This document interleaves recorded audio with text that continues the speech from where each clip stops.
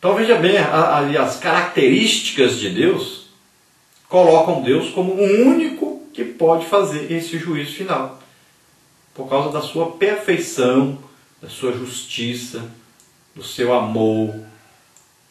Então, tudo Deus é perfeito. Só Ele poderia fazer esse juízo final. Não poderia ser a igreja, não poderia ser anjo.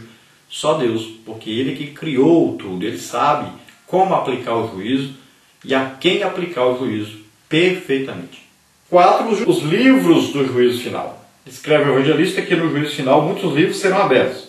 E abriram-se os livros, e abriu-se outro livro que é o da vida. Apocalipse 20, 12. Nesses livros acha-se escrita fidedignamente a história da humanidade. Nenhum registro é alterado. Todas as obras humanas acham-se deles anotadas. Entre esses volumes e rolos encontram-se também as Sagradas Escrituras, pois será com base nestas que há de se processar o juízo final. Então aí, como já dissemos, vários livros. Tem os livros que nós podemos aí entender que existem livros que são anotados. Tudo que fazemos, né, todos os nossos pecados são anotados. Existe livro que é o livro da vida. Toda pessoa que aceitou Jesus como Senhor e Salvador é registrada ali. Existe aí os livros da Bíblia. Então, o julgamento será baseado nos livros que estão registrados. Existem os livros que estão na terra e que estão no céu. E existem os livros que estão lá no céu e que nós não conhecemos ainda. Então, nesse dia, todos os livros serão abertos. Parte 4, o julgamento dos mortos. Então, os mortos grandes e pequenos estarão diante do trono branco. Já imaginou o julgamento de bilhões de seres humanos? E cada um destes será tratado individual e personalizadamente, diz o texto sagrado. Foram julgados cada um segundo as suas obras. Apocalipse 20, 13. Então o julgamento é imparcial e individual. Cada um será julgado segundo as suas obras. Individualmente. Não é grupos de pessoas, nem denominações, nem países. É cada um individualmente. Nós temos aí, tópico 1, a segunda ressurreição. Tópico 2, os mortos da segunda ressurreição. Tópico 3, a segunda morte. Então a segunda ressurreição dá-se-á logo após o milênio, trazendo novamente à vida ímpios e pecadores de todas as eras. Apocalipse 20, 12. A primeira ressurreição acontecerá no término da grande tribulação e contemplará os mártires desse período. Apocalipse 20, de 1 a 6. Então ele separou aí direitinho para nós entendermos. Existem duas ressurreições. Jesus falou sobre isso. Falou a primeira ressurreição para a vida eterna. Segunda ressurreição para a condenação eterna. Então, ele separou duas ressurreições. E aqui, nosso comentarista mostrou aqui as duas. Ele começou com a última, depois passou para aquela no final da grande tribulação. Então, a primeira grande ressurreição aí que haverá será desde Adão até o final da grande tribulação, é a primeira ressurreição. E depois da grande tribulação, até o final do milênio, a segunda ressurreição. Então a primeira ressurreição é para a vida. Por quê? Só ressuscitarão aqueles que têm os seus nomes escritos no livro da vida, aqueles que foram justificados pela fé em Jesus. Estarão agora no tribunal de Cristo. Então a primeira ressurreição é só para salvos. Depois haverá a segunda ressurreição. Todos os mortos, desde Adão até o final do milênio, e que não têm os seus nomes escritos no livro da vida, ressuscitarão para entrarem para o juízo final sobre eles. Serão todos lançados no lago de fogo e enxofre. 2. Aí os mortos da segunda ressurreição. Do homicida Caim ao último dos pecadores, todos lá estarão. Nero, Calígula, Hitler. Também lá estarão os pecadores anônimos que, agarrados à justiça própria, rejeitaram a graça de Deus. Os que morrerem durante o milênio, de igual modo, se farão presentes. Uns inscritos no livro da vida tornarão a viver para tomar parte nas bem-aventuranças da Jerusalém Celeste. Apocalipse 20, 4 a 6 e 15. Então aqui, nessa ressurreição, nessa segunda ressurreição, existe também a separação aí. Aqueles que viveram durante o milênio e que foram fiéis a Cristo, ressuscitarão para estarem na Nova Jerusalém. Estão justificados agora. Então ressuscitaram. Assim como ressuscitaram aqueles durante a grande tribulação e fazem parte da primeira, estes fazem parte da segunda ressurreição. Estão salvos. Agora, aqueles que morreram durante o milênio, mas que não aceitaram a Jesus, não aceitaram o governo de Cristo, aqueles que morreram principalmente na batalha final, e todos aqueles que morreram antes do milênio também, que não têm os nomes escritos no livro da vida, todos esses também ressuscitarão. Então essa ressurreição, essa segunda ressurreição, é para todos os que morreram, tanto os que morreram antes do milênio, como aqueles que morreram durante o milênio. E também para aqueles que estão vivos no final do milênio. Então, os que estão vivos são aqueles que sobraram da última batalha e que estão agora fiéis a Cristo. Esses ressuscitarão, estarão na Jerusalém Celeste, estão justificados. E todos os outros vão para o juízo final, para o trono branco, para serem condenados ao lago de fogo e enxofre.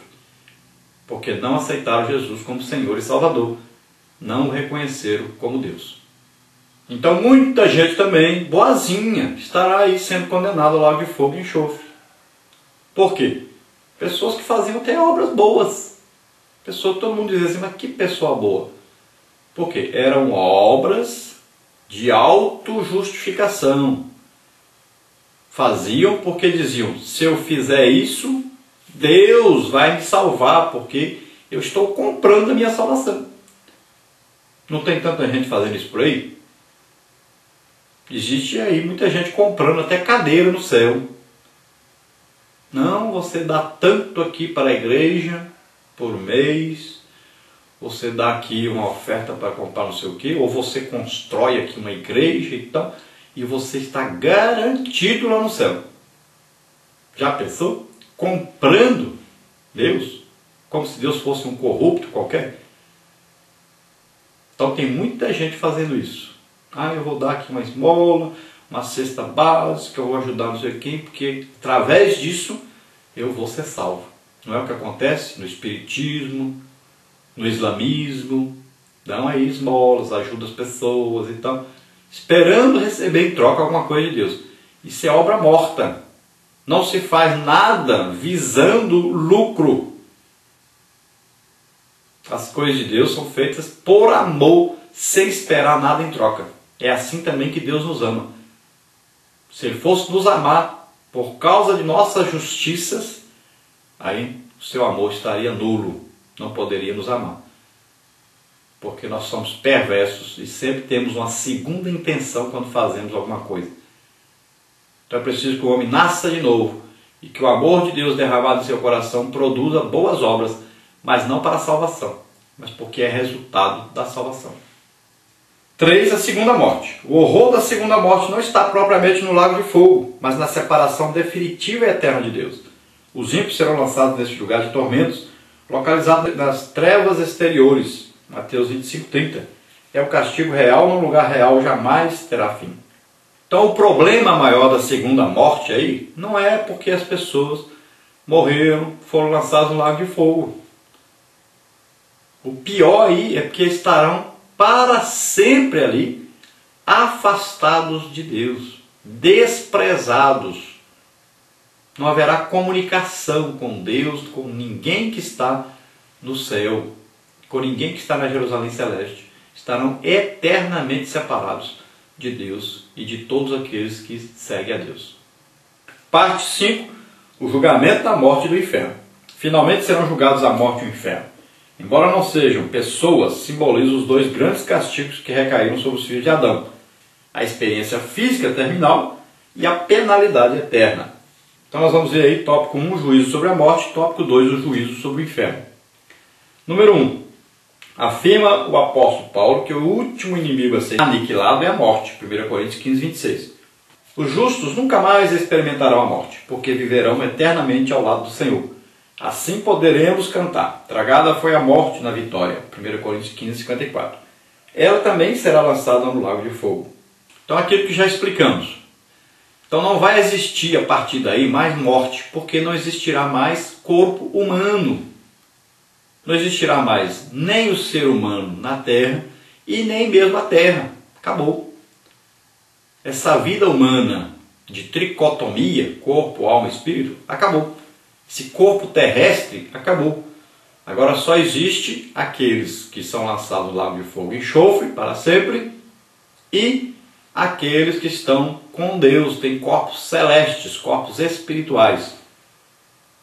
Então acabou. A morte não tem poder mais sobre o ser humano. Acabou. Não vai ninguém mais morrer. Então, quem agora morre, na verdade, é aquele que é lançado no lago de fogo e enxofre. Já experimentou a morte física, o corpo morreu. Agora está experimentando a morte espiritual e eterna, que é o afastamento de Deus para sempre. Número 2, o juízo sobre o inferno. O inferno não é um estado de espírito, é um lugar real. Lucas 16, 23. Mas está com seus dias contados. É o que diz o evangelista. E a morte e o inferno foram lançados no lago de fogo. Esta é a segunda morte. Apocalipse 20, 14. O inferno será lançado no inferno.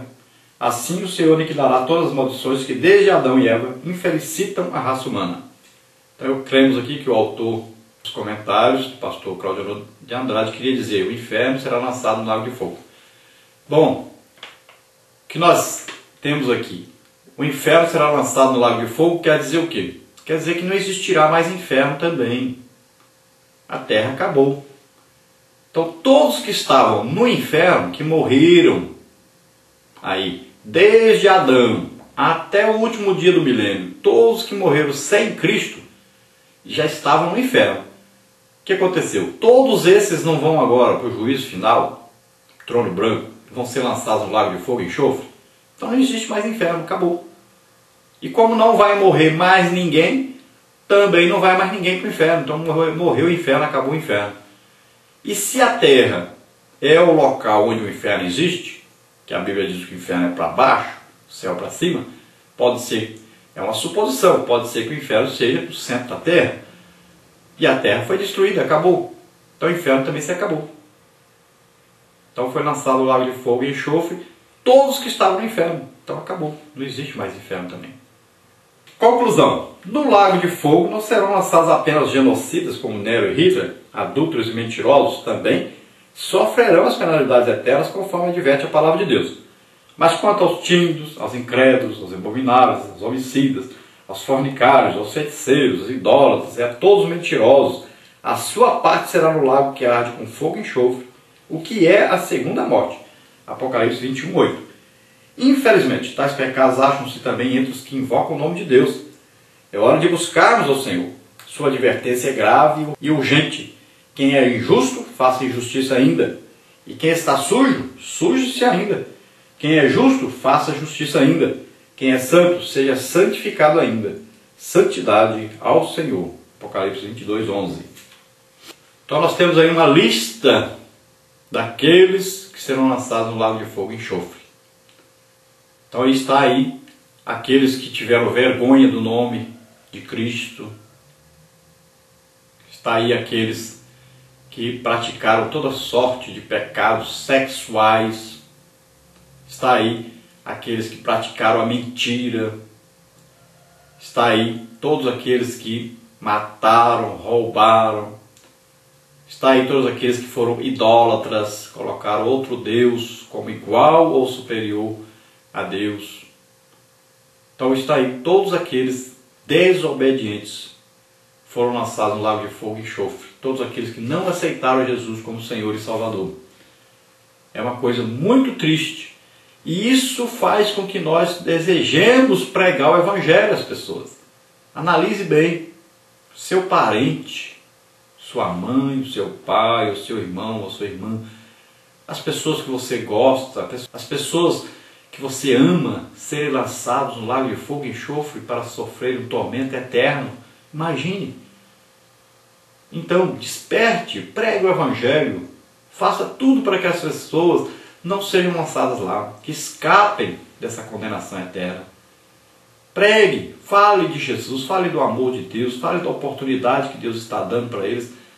Não deixe que essas pessoas caiam lá.